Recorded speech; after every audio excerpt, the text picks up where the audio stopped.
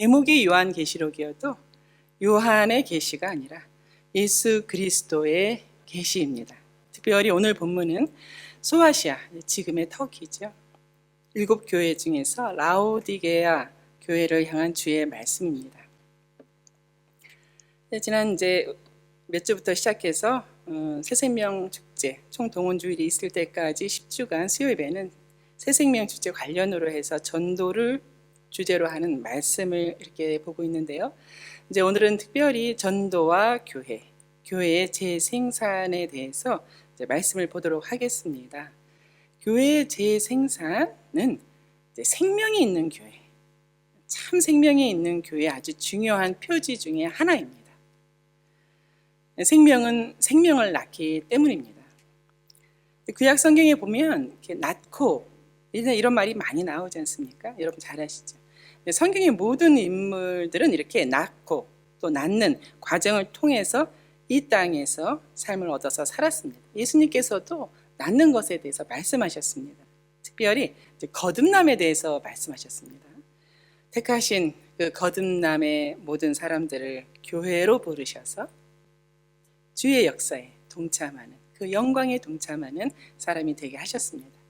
이후로 또 교회가 교회를 낳고 성장한 교회는 또 다른 교회를 낳으며 2000년이 된 지금까지도 이렇게 번식하며 성장해 온 것입니다. 아까 말씀드린 것처럼 생명이 있기 때문에 또 성장하고 낳는 것입니다. 따라서 교회의 성장은 무척 중요합니다. 교회의 생명력이 성장하기 때문인데요. 양적인 성장도 중요합니다만 내적인 성장, 장성한 분량에 이른다는 표현 있잖아요. 그렇게 장성한 분량에 이르기까지 성장해가는 것은 아주 중요합니다. 사도 바울은 성장과 관련돼서 아비된 자들 이런 표현을 썼잖아요. 그렇습니다. 아비된 자, 그렇게 아비된 자로 성장하는 것이 무척 중요합니다. 그러나 많이 성장하고 자랐다고 해서 아비가 되는 것은 아니더라고요. 집에서도 그렇고 자녀가 없이는 재생산이 없이는 아비 혹은 어미가 되지 않습니다. 낳은 자녀가 없으면 그냥 많이 성장한 것에 그치는 것이죠. 자녀를 낳아야 아비가 되는 것이죠.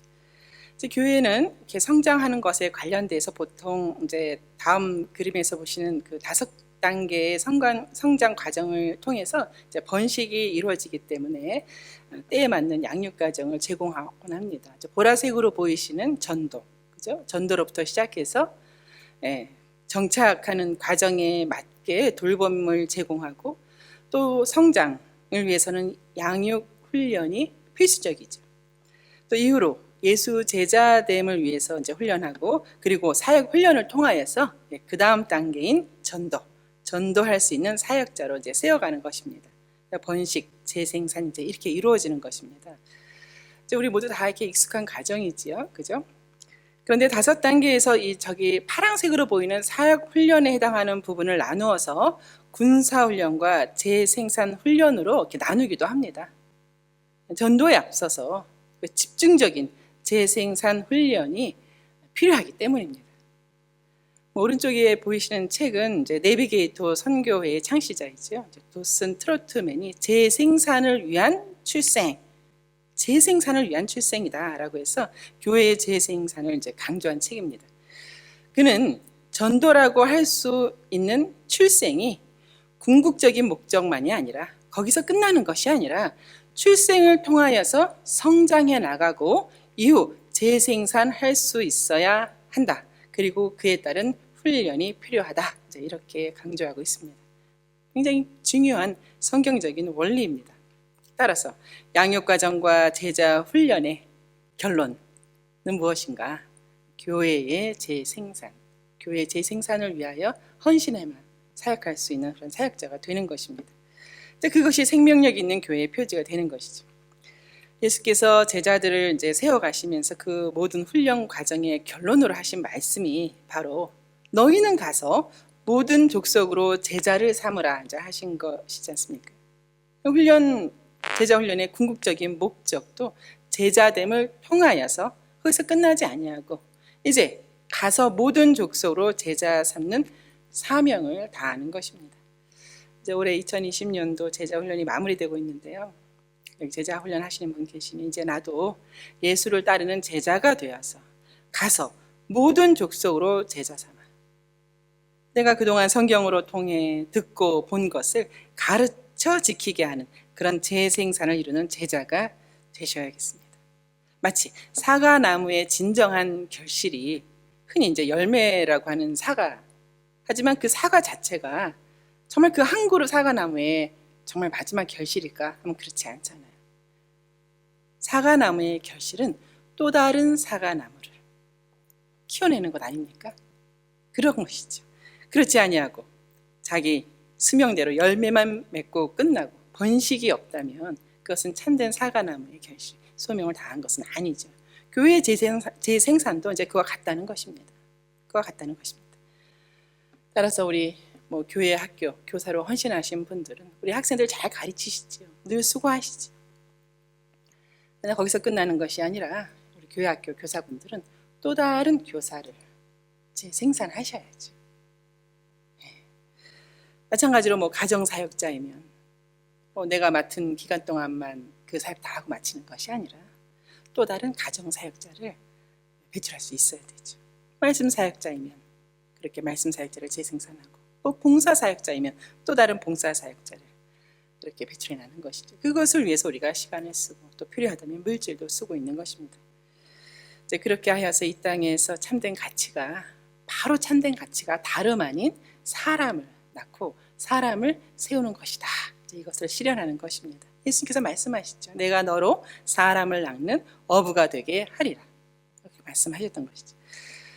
그런데 이것을 만약에 교회가 하지 아니하고 여러 이유로 교회가 이것에 집중하지 못하고 교회 사람이 세워지지 않아서 훈련되지 않아서 세상에서 훈련받은 어떤 졸업장을 받았던 어떤 자격증을 갖고 있던 간에 그런 사람을 영입해오고 스카우트 해와야 한다면 교회는 더 이상 생명을 낳는 생명체, 유기체가 아니라 생명 없는 조직에 불과하게 되는 것이죠. 여러분 아시다시피 조직과 이제 유기체는 다르지 않습니까? 조직은 생명이 없죠. 그러나 교회는 생명 있는 유기체이죠. 포도나무의 가지로 살면서 포도나무와 포도나무의 가지가 같은 DNA를 갖지 않습니까?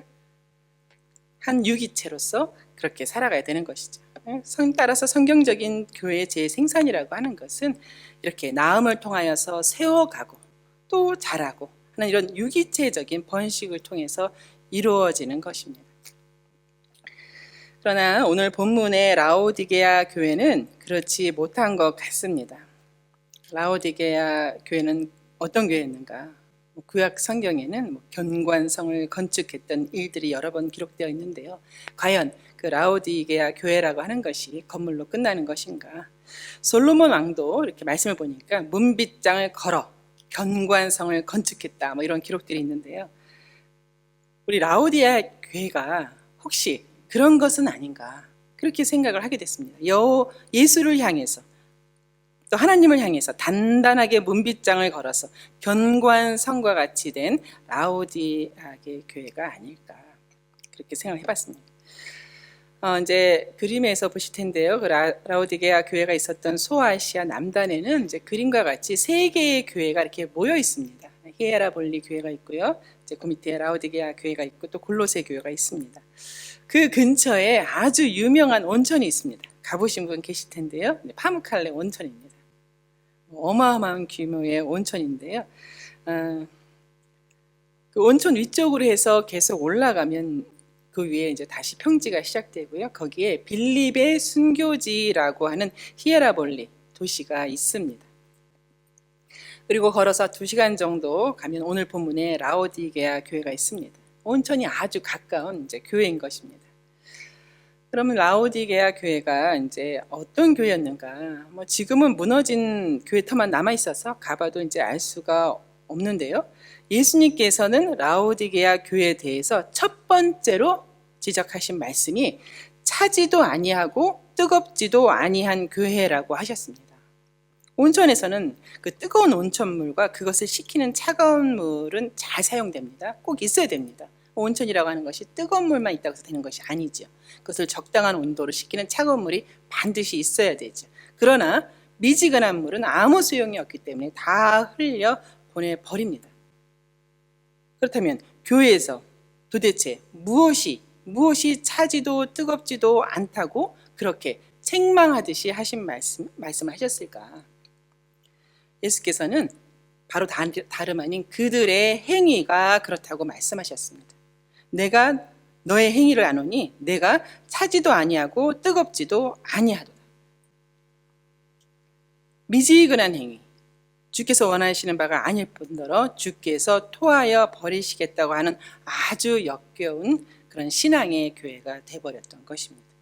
내가 이같이 미지근하여 뜨겁지도 아니하고 차지도 아니하니 내 입에서 너를 토하여 버리리라. 또 두 번째로 예수님께서는 교회에 진정한 부요함이 없다고 지적하시고 책망하셨습니다. 교회가 주 안에서 진정한 부요함을 누리시기 원하는 주님이신데요. 18절에 보면 불로 연단한 금을 사라. 내게서 불로 연단한 금을 사라. 그것으로 진정한 부요를 누려라 하신 말씀이죠. 세상 금은방에서 사는 그런 금이 아니라 예수께로부터 살 수 있는 이제 그런 금인 것이죠. 얘는 불로 연단한 정금과도 같은 그런 금이기 때문이지. 많은 성경의 인물들이 오직 말씀으로 연단, 또 특별히 고난으로의 연단, 십자가 고난의 연단으로 이렇게 정금과도 같이 나오지 않았습니까? 그런데도 세상적 부요에 안주하면서 영적인 부요를 누리지 못한 그 라오디게아 교회의 실상은 자신들은 부요하다고 하지만 봉고하고 가난하고 가련하기 짝이 없는 교회였습니다. 그럼에도 불구하고 정작 라오디게아 교회는 그렇게 말하지 않았지요. 17절에 보면 나는 부요하여 부족한 것이 없다. 나는 부요한 자라 라고 했었죠. 뿐만 아니라 벌거벗어 수치 중에 있다는 것도 알지 못했고 눈 멀어서 보지 못한다는 것도 알지 못했습니다. 이 예수께서 18절에 세 가지를 사라. 세 가지. 아까 말씀드린 불로 연단한 금을 사서 부요하게 하고 흰 옷을 사서 입어 벌거벗은 수치를 보이지 않게 하고 또 안약을 사서 눈에 발라 보게 하라. 이렇게 말씀하신 것이죠. 예수 재림의 날에 예복을 갖춰 있지 않은 자들로 발견되기를 원치 아니하셨던 것입니다. 이러한 라오디게아 교회에 대해서 존 비비어 목사는 이렇게 요약했습니다. 재정적인 능력을 영적인 능력으로 착각함으로 말미암아 자신의 참 모습을 직면하지 못한 교회. 그렇습니다. 말씀 거울에 비추어서 자신을 제대로 봐야 했던 교회, 라오디게아 교회였습니다. 지금의 교회도 마찬가지인 것 같습니다. 꼭 단정적으로 말할 수는 없지만 생명의 말씀이 아닌 것들로 이끌려가는 교회. 예를 들어서 건물이 이끄는 교회. 건물이 있으면 교회가 부흥한다, 성장한다. 혹은 영웅적인 인물들이 막 이끄는 교회. 봉사분들이 막 이끌고 이렇게 하는 교회도 있었지. 재정이 이끄는 교회. 우리는 재정이 있기 때문에 그 사역을 해낼 수 있고 그렇게 보낼 수 있고 이렇게 하는 교회. 프로그램이 이끄는 교회. 그런 교회임에도 불구하고 만족하고 있다면 오늘 라오디게아 교회처럼 우리 역시 말씀 거울에 비추어서 우리 교회의 그 실상이 어떠한가 재진단할 필요가 있습니다. 요한계시록의 7교회 중에서 다른 교회들과는 달리 잘했다 하는 칭찬 하나 없이 엄한 꾸중만 받은 교회입니다. 이런 라오디게아 교회를 통해서 생명 있는 교회의 표지인 교회의 재생산과 관련해서 두 가지 면을 살펴보겠습니다. 첫 번째, 라오디게아 교회 재생산년을 진단할 때 첫 번째로는 그리스도와 연합되었던 교회 맞는가? 그리스도와 연합한 교회인가? 20절에 보면 볼지어다 내가 문 밖에 서서 두드리노니. 이렇게 이 말씀을 보면서 교회가 재생산이라고 하는 사명을 다하기 전에는 제일 먼저 점검해야 할 것이 내가 또 교회가 그리스도와 올바른 관계에 있는가. 그것이 가장 중요한 것이거든요. 그러나 이미 우리가 지금 라오디게아 교회 이렇게 부르지 않습니까? 교회임에도 불구하고 이미 교회라고 불리고 있음에도 불구하고 문 밖에 서서 두드리는 예수. 뭐 이런 관계를 뭐라고 설명을 해야 될지요. 그리스도와의 연합을 뭐 거부한 것 아닙니까? 그리스도의 연합을 거부했다. 뭐 이렇게밖에 설명할 길이 없는 것이죠. 이렇게 연합을 거부하는 것에서 빌 브라이트 박사의 이제 그림 모형이 있습니다. 그것을 우리가 이해하는 데 도움이 되는데요. 이제 빌 브라이트 박사는 예수님과의 관계에 대해서 세 가지 유형의 사람으로 이제 구별해서 그림을 그렸습니다. 성경에 근거한 것이죠. 이제 보시는 큰 원들은 이제 우리 성도의 마음입니다. 이제 의자는 왕의 보좌입니다. 왕이 앉는 자리죠. 왕의 자리입니다.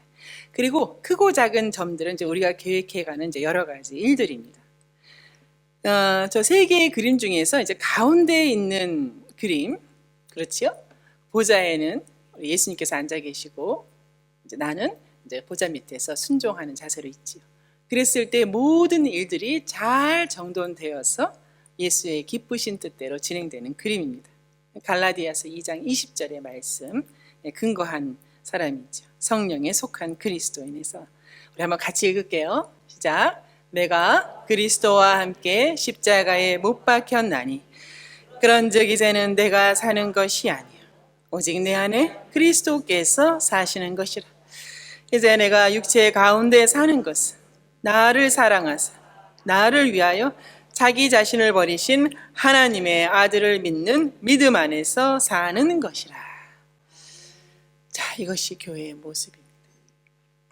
그러나 라오디게아 교회에 대해서 내가 문 밖에 서서 기다리노니 이런 하신 말씀에 따르면 가운데 그림이 아닌 왼쪽 그림에 가까운 것 같습니다. 그의 마음에 예수가 없는 것입니다. 예수를 영접하지 아니하고 예수를 지속적으로 거부한 사람입니다. 빌 브라이트 박사는 이에 대해서 비그리스도인이다라고 단정지었습니다. 그 마음 안에 예수가 없으면 비그리스도인인 것이죠. 그리스도인이 아닌 것입니다. 왜냐하면 에베소서에 있는 말씀이 있죠. 그는 허물과 죄로 죽었던 사람이기 때문입니다. 죽은 사람인 것이죠. 2절에 보면은 그때의 너희가 그 비그리스도이라 부를 수 있는 그들이 그 가운데서 행하여서 이 세상 풍조를 따르고 공중 권세 잡은 자를 따르니 그것이 불순종의 아들들 가운데서 역사하는 영이라는 것이죠. 마지막 3절에 보니 본질상 진노의 자녀이다라는 거예요. 그리스도인이 아니라는 것이죠. 여러분 한번 마음을 들여다보세요. 여러분 안에 마음 안에 예수 그리스도가 있는가? 아니면 예수 그리스도가 들어올 수 없을 정도로 무엇인가 복잡하게 엉켜서 꽉 차 있는 것은 아닌가? 쉴 수 없는 생각들로 가득 차 있지는 않은가? 성취하고자 하는 그 많은 계획들이 늘상 머릿속에서 맴도는 것은 아닌가? 분명한 것은 무슨 일을 이루어 나가고 성취해 갈지는 모르지만 예수가 없으니 그 안에 생명이 없는 것입니다. 생명이 없는 교회, 라오디게아 교회이죠. 그와 같이 정말 위기 중에도 최악의 위기 아닙니까? 최악의 위기에 놓인 라오디게아 교회. 교회라고 해서 다 교회가 아니라는 것을 저희가 배우는 것이죠. 열매라고 해서 다 열매가 아닌 것과 같습니다. 가짜 열매가 있습니다. 제가 가짜 열매라고 별명을 붙였습니다. 왜냐하면 열매의 참 가치는 이제 씨앗을 품고 있다는 것이잖아요. 그렇죠? 이제 먹기 좋게만 만드는 뭐 그런 요즘 뭐 씨 없는 뭐 수박도 있고 그렇게 하던데요. 그것을 참 열매라고 할 수 있는가? 뭐 우리 보기에는 먹기 좋지요. 보암직스럽고 먹음직스럽겠지요. 그러나 그것이 정말 참 열매인가? 지금은 이제 다른 회사로 넘어갔습니다만 미국의 유명한 회사죠. 여러분 많이 아실 텐데요. 몬산토라는 회사가 있었죠. 그죠? 생화학 제조업체였습니다. 유전자 변형 작물 종자를 개발했죠. 그래서 그것을 이제 농부들에게 판매했습니다.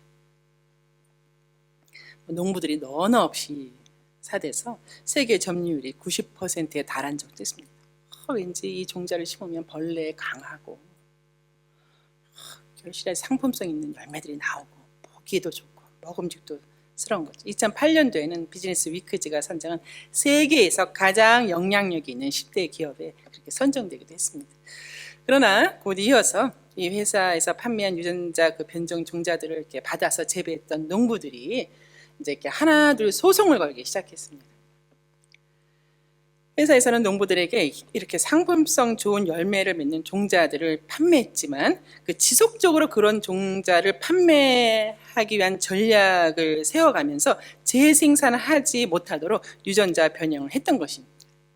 열매는 좋으나 매년 농부들은 비싼 가격을 주고 그 종자를 매년 구입해야 했던 것입니다.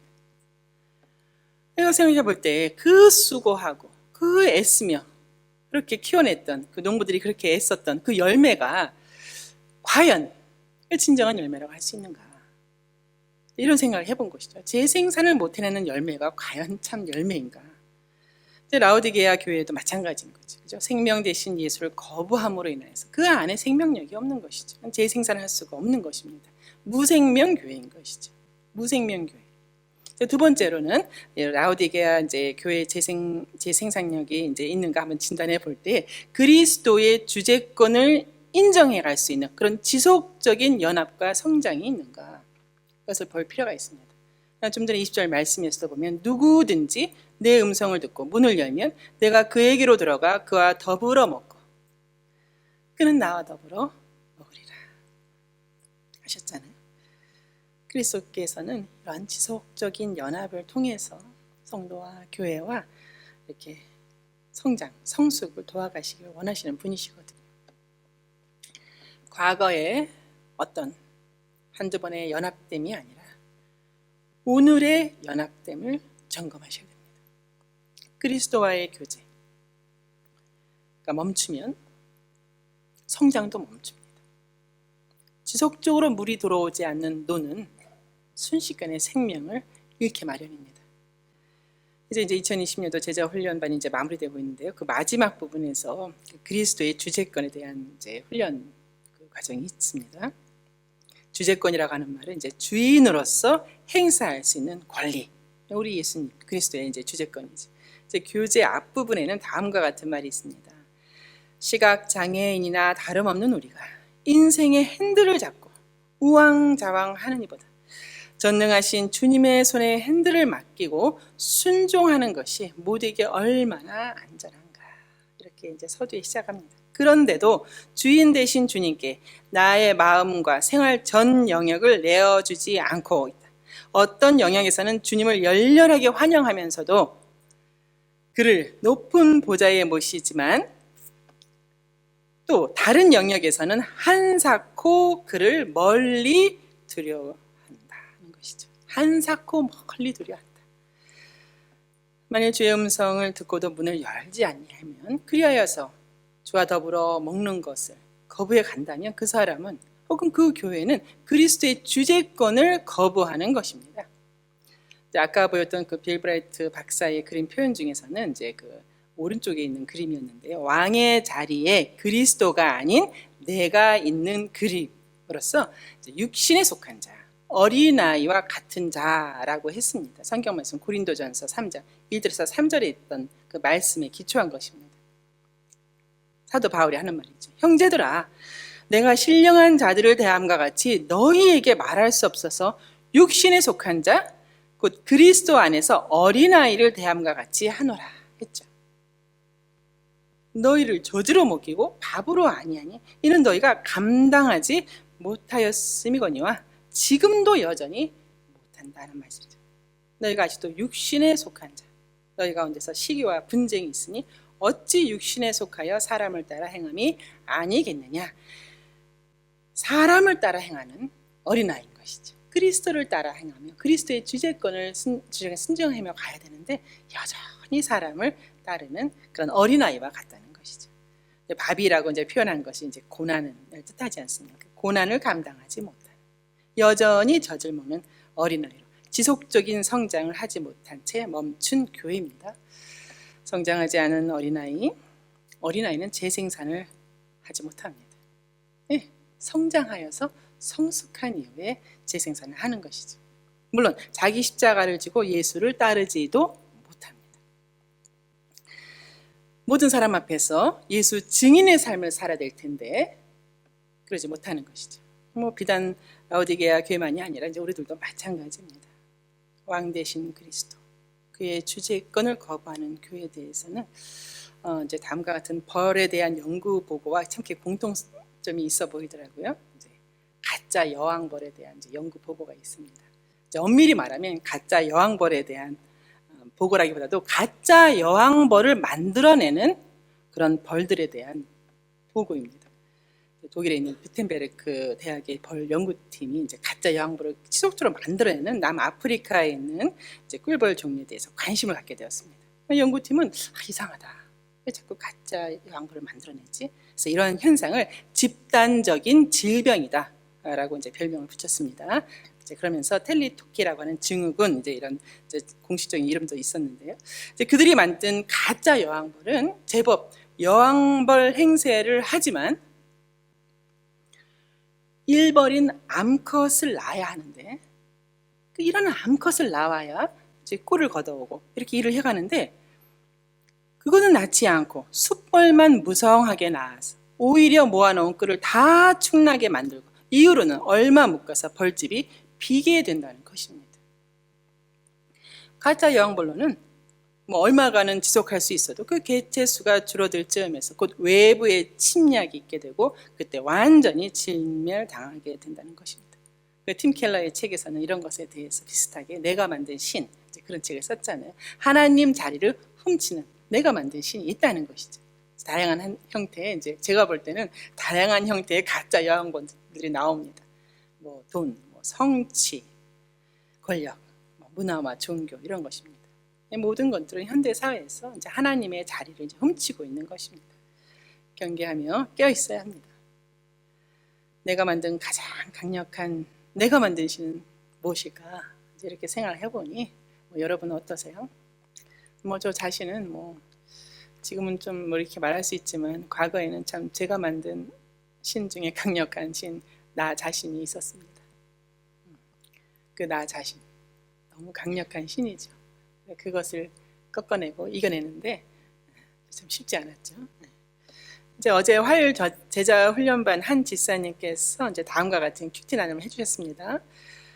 나의 생각과 나의 기준이 내 안에 꽉 채워져 있다면 또 계속해서 내 생각을 합리화하게 되고 결국에 가서는 하나님의 뜻과 가치를 내 안으로 채울 수 없을 거란 것을 깨닫게 됐습니다.